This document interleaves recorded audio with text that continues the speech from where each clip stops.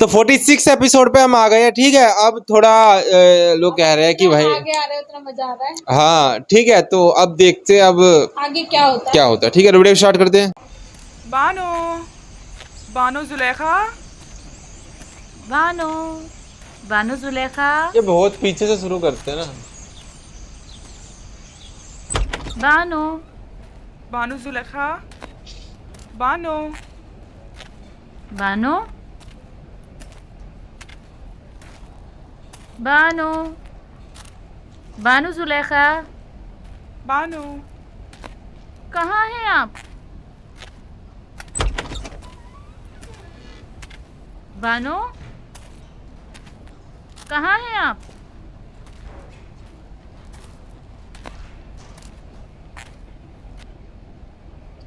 बहुत पीछे से स्टार्ट किया हुआ है, मेरी घड़ी। याद आ गया।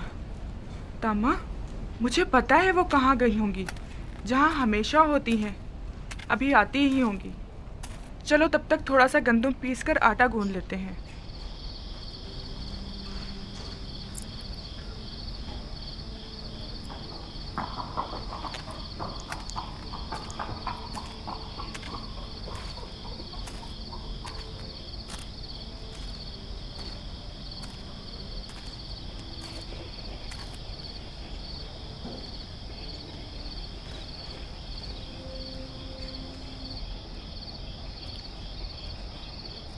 ताज़ा रोटी की खुशबू।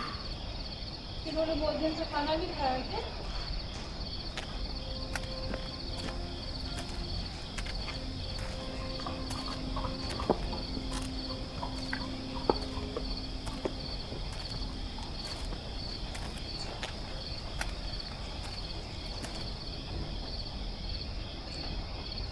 कौन है यहाँ?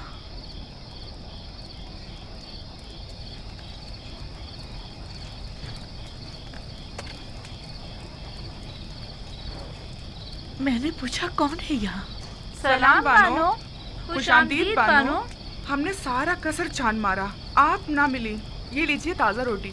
हम जानते थे कि अभी आप आती ही होंगी और यकीनन शदीद भूख लगी होगी, लिहाजा आपके लिए ताज़ा रोटी पकाई है। बड़ी बातें बनाना आ गई हैं। तुमसे यहाँ दोबारा आने को किसने कहा था?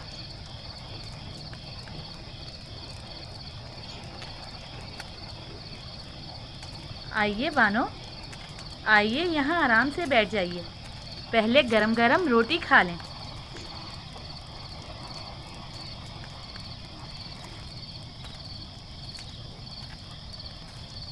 हमने सोचा कहीं बानो को भूख ना लगी हो, लिहाजा थोड़ी गंदम पीसी और गरम गरम रोटी तैयार कर ली।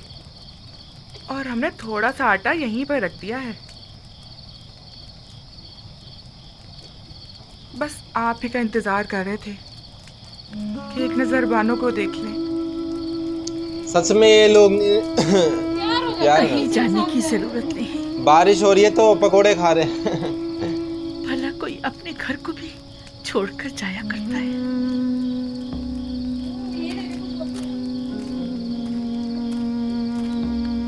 हमारा तो कोई ठिकाना नहीं जहाँ जाएं बानो।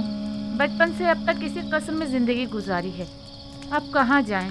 और फिर हमें यहाँ की आदत जो पड़ गई है और बानो से उनसे अलग हो गई है। इरादा तो कहीं और का था, लेकिन कहाँ नहीं मालूम। मतलब ये कहाँ फिर जाए? अचानक गैर इरादी तौर पर खुद को कसर के दरवाजे पर पाया। मुझे भी तुम्हारी जरूरत है। अगर चाहो तो रुक सकती हो। मेरा भी तुम्हारे सिवा कौन है?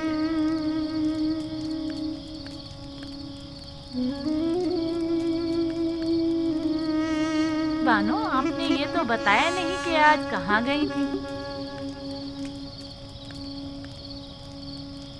यूसुफ के दीदार को। यूसुफ? हाँ, यूसुफ। खूब, तो देखा उन्हें? हाँ, देखा, खूब जी भर के देखा। कितना ही युज़ारसीन कहकर पुकारा, नहीं सुना। जो ही यूसुफ कहकर पुकारा तो सुन लिया और मुझे ढूंढने लगा। क्या उन्होंने भी आपको देखा? नहीं, मैंने अपना चेहरा छुपाया हुआ था। मैं नहीं चाहती थी कि वो मुझे इस तरह देखे, लेकिन मुझे खुशी है मैंने उसे जी भर के देखा। इस कमजोर बीनाई के साथ भी? हाँ, इसीलिए तो बहुत खुश हूँ कि मुकम्मल बीनाई ज़ाइल होने से पहले यूसुफ को करीब से देख लिया। बड़ा ही बारूप और दबदबे वाला लग रहा था। सब उसके दीदार से खुश थे। 54? कभी तो मुझे उन लोगों से जलन सी होने लगती कि मेरे सिवा दूसरे क्यों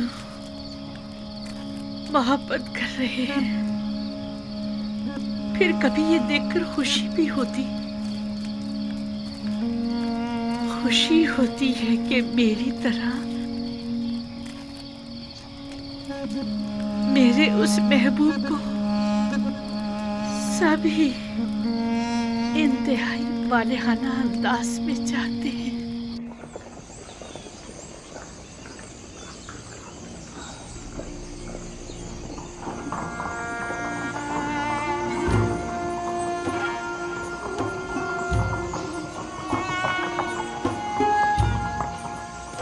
गोदामों की तरफ चलें।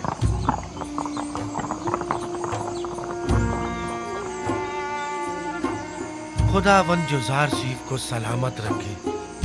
ये तो आपकी जहानत है। अगर गंदुम खुशो समेत जखीरा ना की होती तो अब तक हमारे माल मवेशी सब खत्म हो चुके होते। ये सब तो खुदावंद यकता की लुत्फ व इनायात हैं।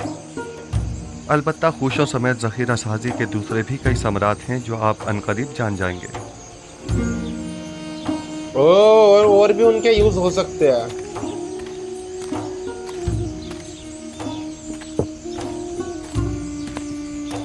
साठ पैमाने।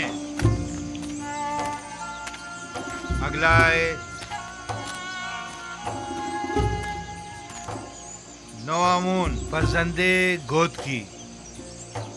कुल 7 अफराद, 15 अदद भेड़ें, 2 अदद गायें। 7 अफराद के लिए 70 पैमाने गंदुम 70 दरहम की, और जानवरों के लिए चारे के 2 गट्ठे। कुल मिला के 90। सिक्के तो नहीं है? हीरे मोती, कोई सोना चांदी। अफसोस कि मेरे पास वो भी नहीं है। अलबत्ता गाय और भेड़ें हैं, अगर वो ले लें तो। कोई हर्ज नहीं, गाय, भेड़ और बकरी भी ली जा सकती है। बस सनद ले लें ताकि वाज़ेह हो जाए कि अब ये माल हुकूमत मिस्र की मिल्कियत है। फिर वो जानवर उसी के मालिक को लौटा दिए जाएं ताकि वो उनकी देखभाल कर सके।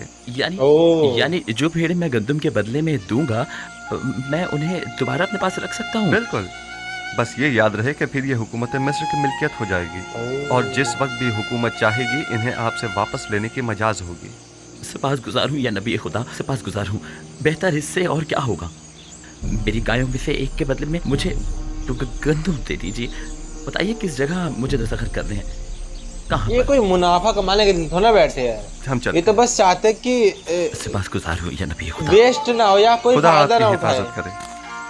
अगर किसी के पास सिक्के ना हो तो ज़रो जवाहिरात भी लिए जा सकते हैं, और अगर वो भी ना हो तो माल मवेशी कागजी कार्रवाई के बाद उन्हीं के हवाले कर दें। अगला शख्स। इसके अलावा घर, ज़मीनें और दीगर अमलाक भी कबूल कर सकते हैं। घरों के मालिकाना हुकूक हासिल करके उन्हें उसी घर में रहने दिया जाए, और इसी तरह ज़मीनें भी तहरीरी ज़मानत लेने के बाद काश्तकारी के लिए वापस काश्तकारों के हवाले कर दी जाए। मैं कुछ समझ नहीं पा रहा, इसमें क्या मसलहत है?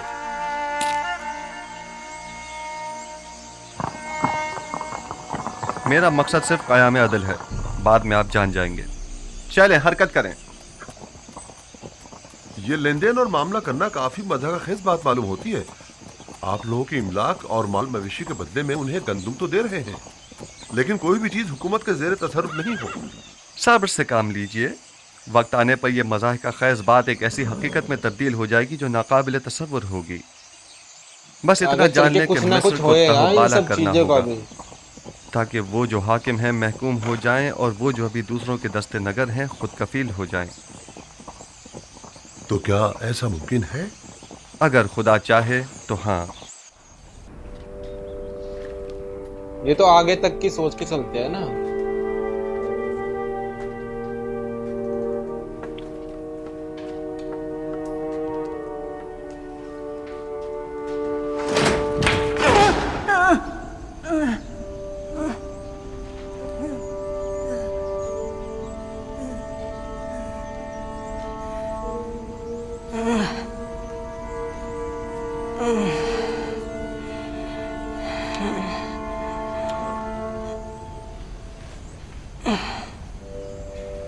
नाखून भी बड़े हुए हैं इनके, है ना, क्योंकि अब कोई काटने वाला नहीं है।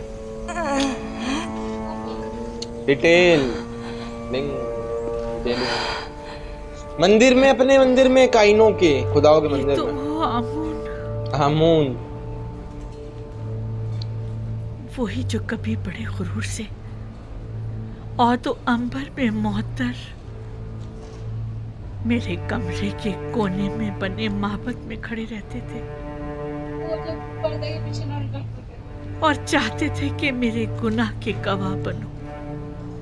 मैंने मारे शर्म के तुम्हारे चेहरे को ढांप दिया था। क्या हुआ? ठोकरों में क्यों पड़े हो? जानती हूँ अरसा हुआ कि मैं तुमसे गाफिल हो गई हूँ। देख रहे हो बीमार और नातवा हूँ और अपने उमूर के लिए आजिज़ और दरमांदा हो चुकी हूँ। मैं ना सिर्फ तुम्हें बल्कि खुद को भी फरामोश कर चुकी हूँ। जब तक मैं साहिबे जाहो मर्तबा थी, तुम भी अजीजो मोहतरम थे। मैं खुद से क्या गाफिल हुई, तुम भी, तुमसे भी हो गई। अब तुमसे क्या छुपाऊं आमून? तुमसे मेरी गफलत बरतना शायद अमदन था। पता है तुम्हें, पूरी उम्र मैंने तुम्हारी तख्तीस की, लेकिन माफ करना आमून, तुमने बिल्कुल भी बंदा नवाजी नहीं की और तुमने मुझे माहबते आमून की देवी को हमेशा नजरअंदाज किया। मुझे तुम्हारी मौजूदगी में गुनाह करते शर्म आई, लेकिन तुमने मुझे लोगों के सामने शर्मसार होते देखा, लेकिन तुमने कुछ ना किया। खैर, तुम आमून हो, आमून, मिस्रियों के खुदाए अजीम आमून।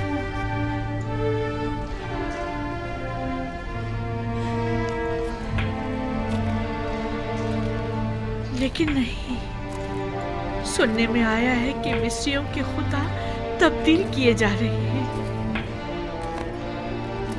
यानी यूसुफ ये तब्दीली लाना चाह रहा है। वो चाहता है कि अपने खुदा यानी खुदाई यकता को तुम्हारी जगह मुतारिफ कराए, और वो हक बजानिब है। क्या नहीं है?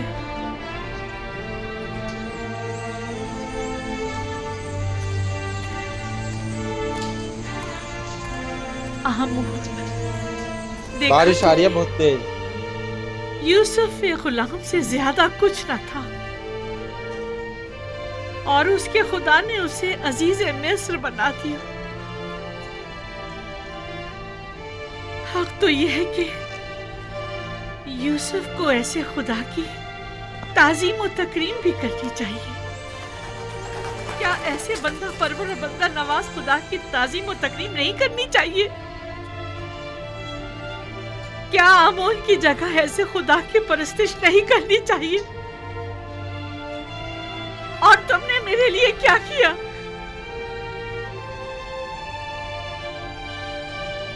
कम से कम बंदा नवाजी ही सीख लो यूसुफ के खुदा से।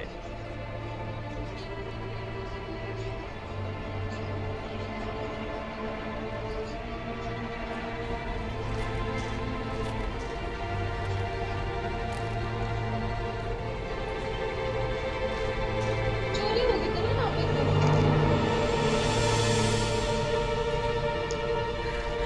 ये देखो यूसुफ की गुलामी की ओ सनद गुलामी की।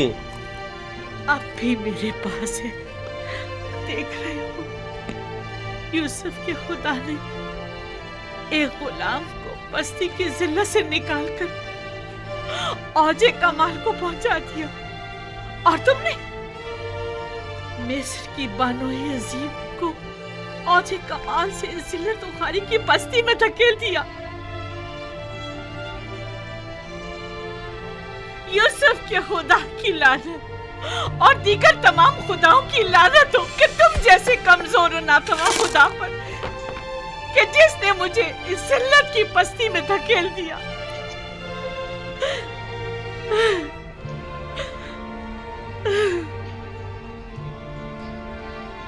लेकिन नहीं, तुम तो इससे कहीं ज्यादा कमजोर हो कि जुलेखा को जलील कर सको। मेरे ख्याल में मेरी ये जिल्लत भी यूसुफ के खुदावंद के इरादे से है। मैं इसी जिल्लत की मुस्तहिक हूँ।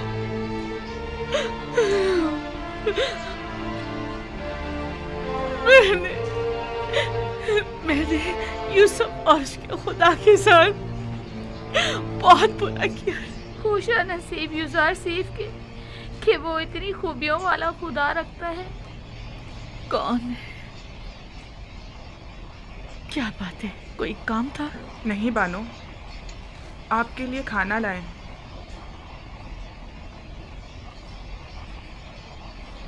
तुमने देखा मैंने आमूर के साथ क्या किया? इसी काबिल है, बहुत पहले आपको ये काम कर ये लेना इसी चाहिए था। काबिल है। लेकिन खुदा यूसुफ का हक क्यों कर अदा होगा? उसे किस तरह खुशनूद करूं? उसे किस तरह राजी करूं?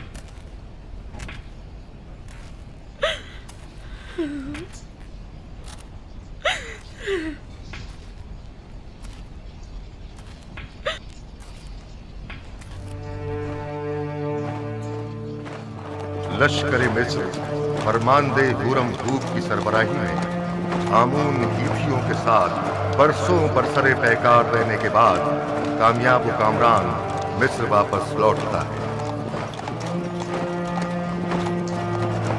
क्या हुआ? वापस आ रहे हैं।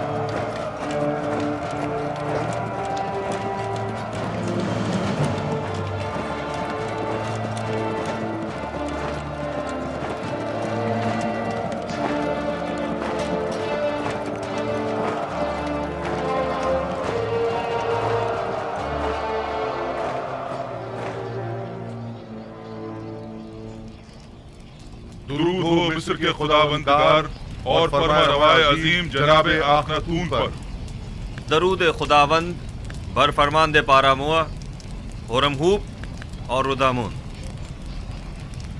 अगर फरमा रवा इजाजत मरहमत फरमाएं तो जंग के तमाम सूरत-ए-हाल उनके गोश गुजार की जाए।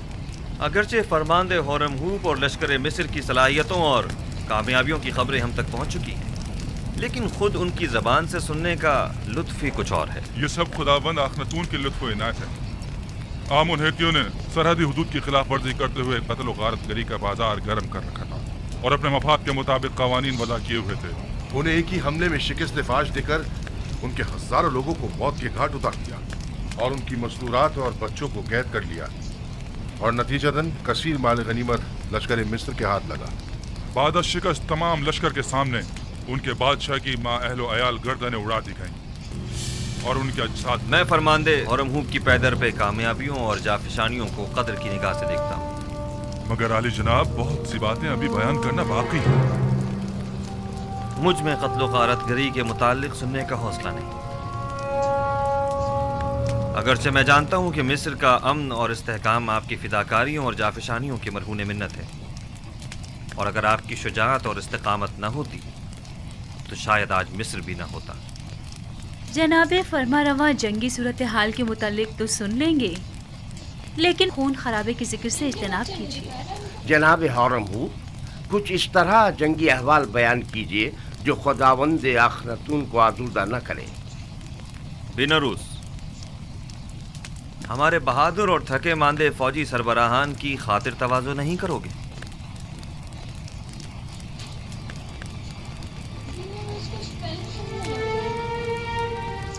उनको बता रहे हैं ना, हमने मतलब सबको मार दिया और उनके बच्चों को और उनकी जो वाइफ वगैरह थी उनको मतलब कि अपने कब्जे में कर लिया और उनकी माओ को भी मार दिया। तो वो खून खराबा से बेचैन हो रहे हैं जो बने हैं ना राजा। जरा इन्हें तो देखो, आखिर कितनी गंदम खरीदेंगे जो इतने सारे थैले लेकर आए हैं। इनके गुब्बारे की तरह फूले हुए पेट तो देखो, इन्हें भरने के लिए तो इससे कहीं ज्यादा गंदम दरकार होगी। गुब्बारे जैसे पेट। ये कौन लोग हैं? ये शुमाली इलाका जहाँ से आए हैं, ये लोग गंदम खरीदने आए हैं। यानी हमारे पास इतनी गंदम होगी कि इन्हें भी दी जाए। फिर आ गए। अरे भाई ये तो सीधा एक टन लेके जाते हैं सारे आके।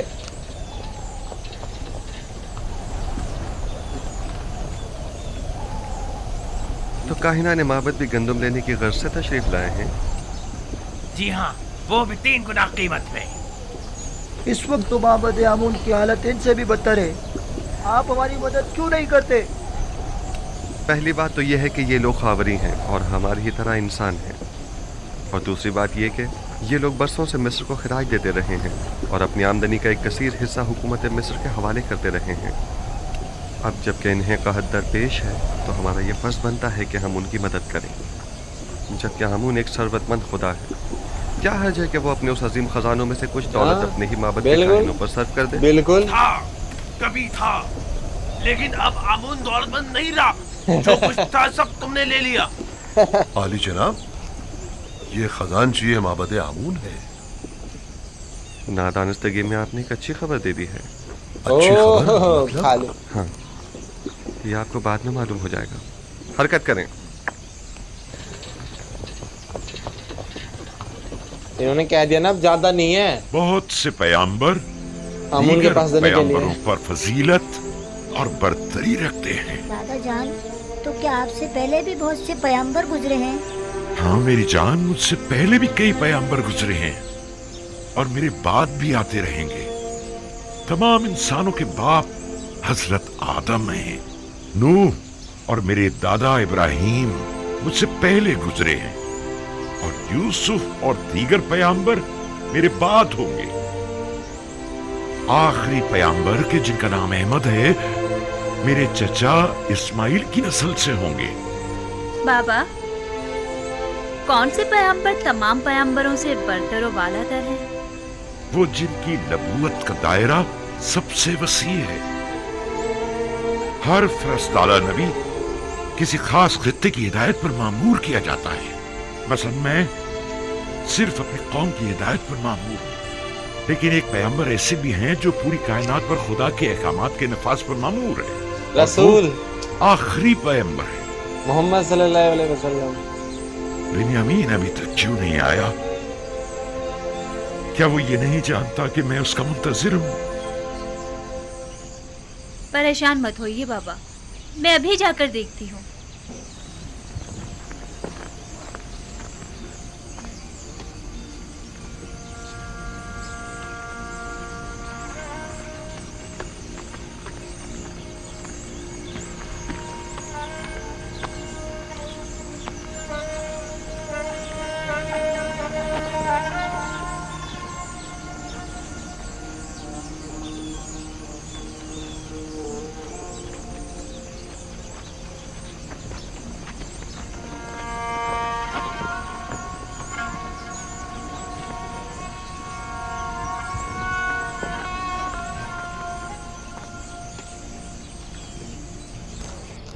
मैं जमीनों पर दखमपाशी के लिए गया हुआ था। अगरचे पैदावार नाकाफी है, लेकिन अगर ये कम मिकदार भी काश्त ना की गई तो हम सब भूख से मर जाएंगे।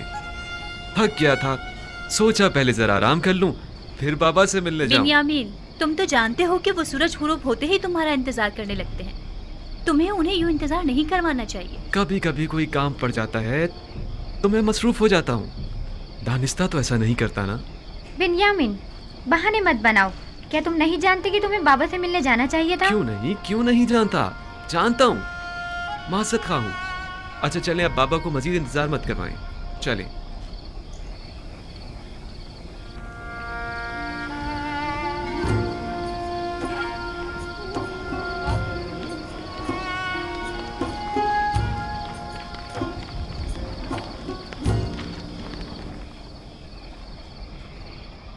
मुझे माफ कर दीजिए बाबा। बाबा, मैं वादा करता हूँ जमीनों से वापसी पर सबसे पहले आपकी कदम बोसी के लिए आऊंगा। यूसुफ की जुदाई में मैं जिस कर्ब से गुजर रहा हूँ वही मेरे लिए काफी है। अब तुम मुझे और तकलीफ मत पहुंचाओ मेरे बच्चे। खुदा मुझे हरगिज ना बख्शे अगर मैं आपको कोई तकलीफ पहुंचाऊं तो।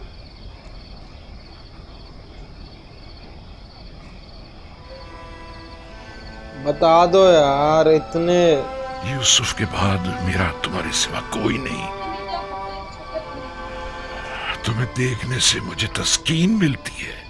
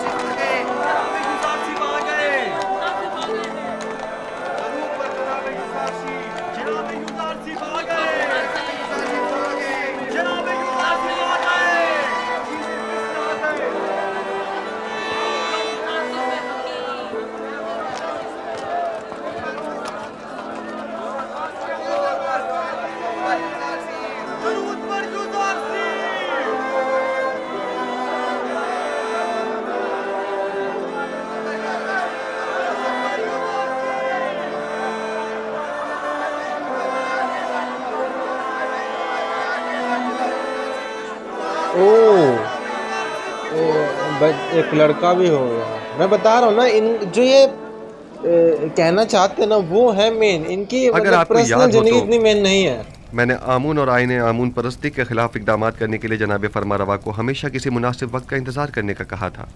कहीं अब वो मुनासिब वक्त तो नहीं आ पहुंचा है? जी बिल्कुल। बानो नफरतीती और असनाद, हमें युजारसीफ के साथ तन्हा छोड़ दें।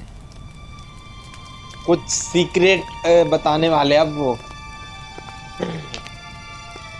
माबद आमून के तरफदारों की अक्सरियत अब अकलियत में तब्दील हो चुकी है और उसके खजाने भी खाली हो चुके हैं। अच्छा। मेरे इल्म में है, और ये भी कि मिस्र की अक्सरियत यकता परस्त हो रही है। अब तमाम शहरों में ये मुनादी करा दी जाए कि आज के बाद मिस्र के लोगों का सरकारी आईन यकता परस्ती होगा। आपने सुना जनाब होरमू, हम यकता परस्त हैं और आज के बाद आमून परस्ती जुर्म शुमार की जाएगी। इसके बावजूद कि माबद आमून मेरे लिए काबिल एहतराम है, लेकिन मैं अपने नजरियात और कायद पर अपने खुदाबंदगार के फरमान को तरजीह दूंगा। हमें आपसे इसी जवाब की तवक्को थी।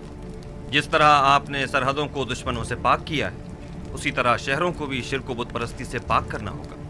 फरमा रवा के हुक्म के ताबे अपने फरमान को नाफिजुल अमल समझें।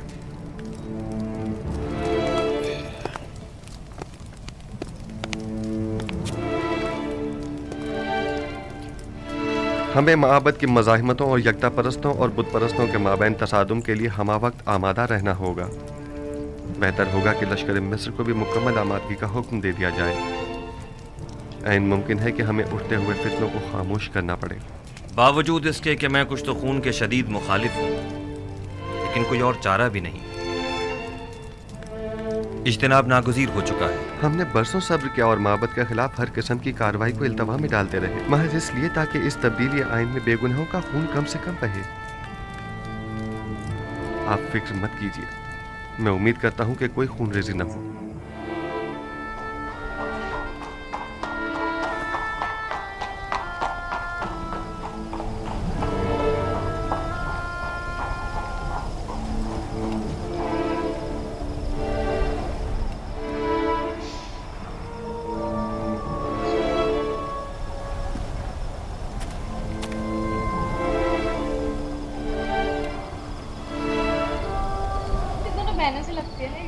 जनाब अखनातून और जनाब यूजारसिफ गहरी दिली वाबस्तगी रखते हैं। फरमारवा जनाब यूजारसिफ को एक रहनुमाए इलाही की नज़र से देखते हैं।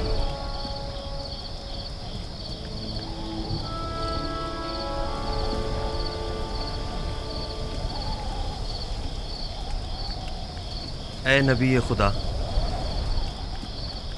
दुआ कीजिए कि इस तब्दीली आइन में किसी का खून न बहे और किसी बेगुनाह की जान ज़ाया न हो। आला आदाब के हुसूल के लिए बहुत भारी कीमत चुकानी पड़ती है।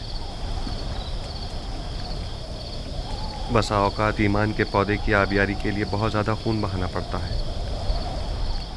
यही खून है जो तारीक दिलों को रोशन और मुर्दा दिलों को जिंदा करता है।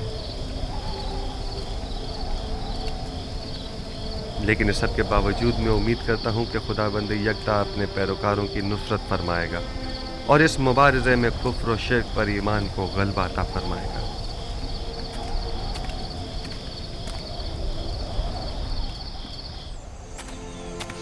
पूरे मिस्र में कासिद रवाना कर दो और हर जगह आईन यकता परस्ती का बतौर सरकारी आइन ऐलान करा दो। माबद के सरबराहों को भी खबरदार करा दिया जाए कि आज के बाद आमून परस्ती की तरवीज और तबलीग जुर्म शुमार की जाएगी और मुनादी करने वालों को हुक्म दे दें कि शहर शहर जाकर ये खबर आम कर दी जाए। जाओ। उम्मीद करता हूँ कि आमून मेरे इस अमल पर मुझे बख्श देगा, क्योंकि मैं मजबूर हूँ।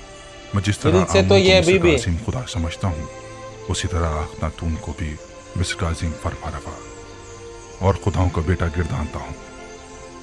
अगरचे अखनातून आमून का एक नाखलक बेटा है कि जिसने अपने बाप आमून के साथ खयानत की है और उसके आइन को बदलने का हुक्म दिया है।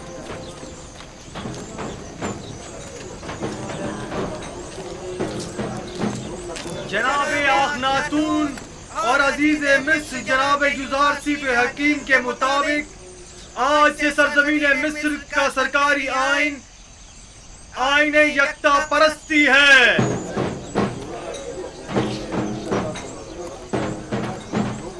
लिहाजा आज से परस्तिश आमून और दीगर खुदाओं की परस्तिश करना गुनाह और जुर्म शुमार किया जाएगा।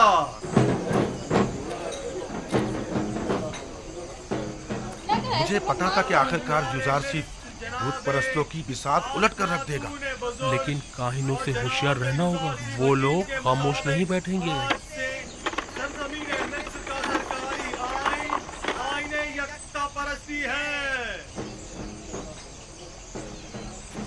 लिहाजा आज से परस्तिश आमून और दीगर खुदाओं की परस्तिश करना नाकाबिले माफी जुर्म शुमार होगा।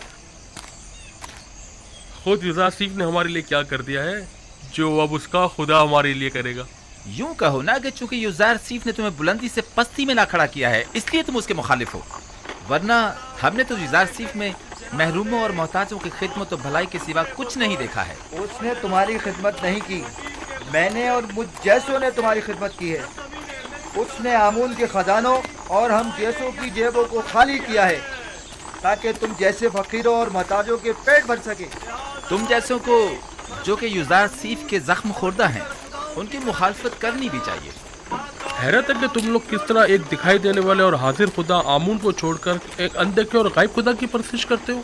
इसलिए कि तुम्हारे इन दिखाई देने वाले और हाजिर खुदाओं ने हमारे लिए कुछ नहीं किया है, जबकि यूजारसिफ के अनदेखे खुदा ने हमें कहत और गुलामी से निजात दिलाई है।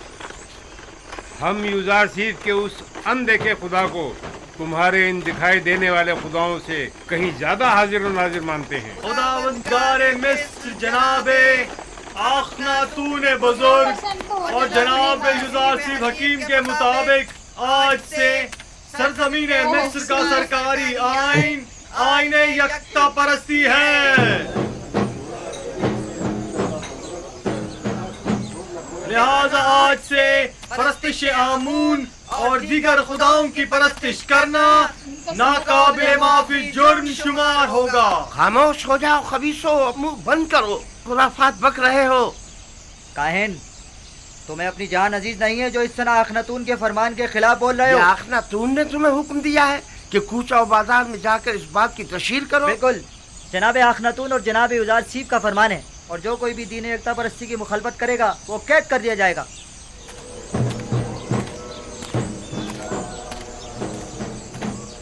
मैं जानता था कि युजार चीफ के इन तमाम इक़दामात के यही नताइज होंगे। अभी भी अक्सरियत आमून की पैरोकार है। बहुत से लोगों ने माबद के बाहर इज्तिमा किया हुआ है और आमून के दुश्मनों से मुबारजे के लिए आमादा हैं। हम अपनी बका की खातिर दिफा करने पर मजबूर हैं, लिहाजा हम युजार चीफ से मुकाबला करेंगे। आखनातून को अभी काहिनाने माबद की ताकत का अंदाजा नहीं है। किस ताकत की बात कर रहे हो?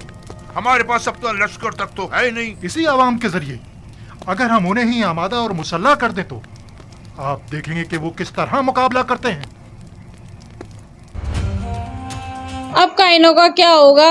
अब तो उनके पास पैसे भी नहीं है और अब लोग भी नहीं है।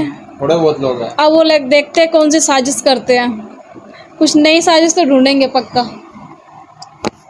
पर मुझे लगता है कि कानून नहीं बनाना चाहिए था। लोग थोड़े दिन बाद लोग खुद ही आ जाते हैं, एक एकता परस्ती में लोग खुद आ जाते हैं। कानून बना दिया ना तो वो एक तरीके से जबरदस्ती हो गई है ना। है कानून, आप बताना, मतलब कानून मेरे हिसाब से तो देखो कानून नहीं बनाना चाहिए, है ना। धीरे धीरे तो सब खुद ही मान जाते हैं। इतना मेरे को भरोसा है यूसुफ अलैहिस्सलाम पे कि है ना, धीरे धीरे सब उनकी बात मानते, क्योंकि वो साबित कर रहे हैं हर चीज को, है ना। जो काइनों की सारी बात वो धीरे धीरे मतलब काट ही रही है, ठीक है। और लोगों को कितना बिलीव होगा, मैं यकीन भी हो रहा है। 90% लोग तो हो चुके हैं, ठीक है। एक दो बचे हैं वो भी हो जाते हैं, ठीक है, उनकी बात सुन के। लेकिन एक कानून बना देना ये मेरे हिसाब से ये थोड़ा ज़्यादा ही वो हो गया है ना। जैसे कि जब हिंदुस्तान और पाकिस्तान का बंटवारा हुआ, ठीक है, तो जो इस्लाम को मानते थे वो जो कुछ लोग थे वो अलग चाहते थे मुल्क, ठीक है, उनको अलग मुल्क दे दिया गया। इधर बांग्लादेश है उनको अलग दे दिया गया। तो इस्लाम, क्योंकि मुसलमान ज़्यादा थे, ठीक है, तो पाकिस्तान इस्लाम के हिसाब से बना। लेकिन जो बांग्लादेश था, ठीक है, उसमें बंगाली बोलने वाले ज़्यादा थे, तो वो भाषा के हिसाब से वो देश बना है। वहाँ पे बंगाली ज़्यादा थे इसलिए भाषा के। लेकिन जो इंडिया था यहाँ पे तो हिंदू कितने संख्या में थे और हिंदी बोलने वाले भी इतने थे, फिर भी ये देश सेकुलर बना, क्योंकि यहाँ पे कह रहे कि सब है कि नहीं, जो गए वो गए और जो है वो है कि नहीं। तो किसी की मतलब आस्था है, वो आस्था मतलब उनकी 90% लोग जब जो है उनका मन बदल गया और वो है एक एकता परस्ती की तरफ चले गए, है ना। लगभग सभी चले गए, कुछ 10% बच गए, वो भी मेरे हिसाब से वो भी चले जाएंगे। वो इतनी मतलब बड़ी बात नहीं है, नहीं जाना। लास्ट में बस काइन ही बचेंगे जो नहीं झुकेंगे। पर मुझे लग रहा है लास्ट में उनको भी झुकना पड़ेगा। नहीं, वो झुके ना झुके वो अलग मैटर है, पब्लिक की मैटर है ना। मतलब वो तो आ ही जाते, मेरे को इतना भरोसा। लेकिन एक कानून बना देना ये थोड़ा मतलब ज़्यादा ही होगा। अगर जैसे देखो आप, जब इंडिया मतलब आज़ाद हुआ उस टाइम यहाँ कानून बना देते ऐसा कुछ, ठीक है, तो कितनी गलत बात हो जाती है ना। तो आपका क्या सजेशन है इसमें? तो हम तो भाई देखो, हम जो मैं सोचता हूँ, ठीक है, मैं तो उसी हिसाब से बात करता हूँ। मैं मतलब रिएक्शन देने के लिए कि आप लोगों को अच्छा लगे या किसी को खुश करने के लिए मैं ऐसे बोल दूँ वाह अब नेक्स्ट में देखते अब काइनों का क्या मतलब कि है, अब सबको वो कर दिया, मैं ऐसा रिएक्शन नहीं दे सकता, ठीक है। जो मैं सोचता हूँ, जितना मैंने पढ़ा है, जितना मैंने पूरा संविधान पढ़ा है, ठीक है, तो मैं तो उस हिसाब से बात करता हूँ, ठीक है। कि किसी की मतलब जो आस्था है ना, वो आस्था मतलब वो इतने लोगों की टूट गई तो सबकी भी टूट जाएगी, ठीक है, और सब एकता परस्ती कबूल कर भी लेंगे, ठीक है। मगर बस यही है, कानून जहाँ तक बना दिया वही है बस, ठीक है। तो वो आप थोड़ा मेरे को और समझा देना, क्योंकि ये तो सीरियल है, इसमें थोड़ा अलग दिखाते हैं और रियलिटी में थोड़ा कुछ अलग होता है, ठीक है। तो मिलते हैं नेक्स्ट वीडियो में, तब तक के लिए अब मेरी बातें बुरी कर, आपको तो बुरी लगी होगी, आप तो पता नहीं लाइक करोगे कि नहीं करोगे, ठीक है, फिर भी लाइक कर देना, ठीक है। मिलते हैं नेक्स्ट वीडियो में, तब तक के लिए लाइक।